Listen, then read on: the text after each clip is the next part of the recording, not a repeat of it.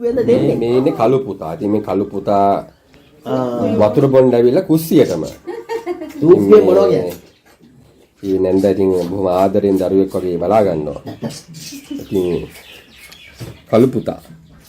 මෙයාට ප්‍රෙෂේරියන් කියන වර්ගයේ. ගෑනුද? මෑ ගෑනුද? හරි. දුව. ඒ කියන්නේ ප්‍රෙෂේරියන් කෙනෙක් නේද? අර නොරේලි හොඳ වර්ගයක්. මමද වස්සෙක් කියලා. නෑ ගෑනු. ඔව් වතුර කිබෑ තමයි. තව එකක් දෙන්න බාන්න බොයි වගේ. මොන. මදි. එකක් මදි.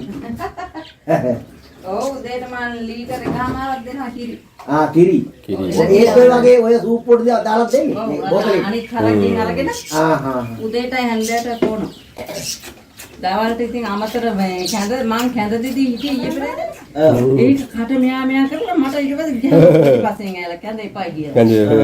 දැන් වතුර බොන්න පුළුවන්. බලන්න දරුවන් මේ සත්තුන්ගේ තියෙන නේ අර ආදරේ අර. දැන් මේ හැන්දෑවට ඉතින් කිරි අරන් දෙනවා මම. අනිත් ඇසීකි. මට ඉතින් බුදියනවා මම ඉතින් දොර අරනකම්. නැගිට ගමන් එයාත් එනවා එළියට යන්න. තවත් මදිද මන්ද.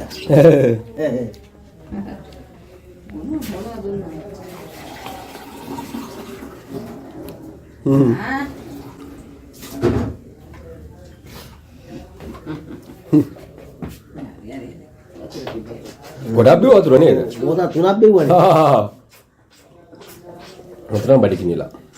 ඔව් කිරි නෑනේ අම්මා කියලා බොනවා. කිරි බොනවනේ කොයි වෙලෙත් නේද? අනේ ඔව්. අම්මගේ. ආව්. තව මාස දෙකකින් විතර තුනකින් තනකොළ කයි. දැන් ඇති වුණා.